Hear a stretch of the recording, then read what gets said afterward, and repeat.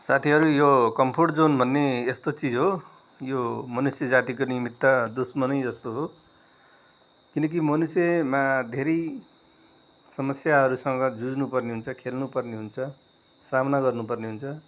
त्यसैले हामीहरू सङ्घर्षको मैदानमा उत्रिन जरुरी छ।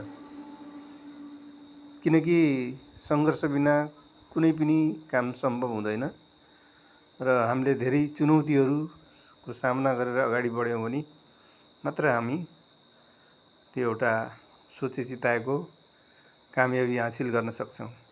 एउटा फलामलाई पनि तपाईँ जति पिट्नुहुन्छ नि त्यति नै त्यो शक्तिशाली बन्छ। त्यस्तै हाम्रो जिन्दगी पनि त्यही अवस्था हो। त्यसैले हामी सङ्घर्षको मैदानमा हर हमेसा डटेर सामना गरिरहनु पर्छ।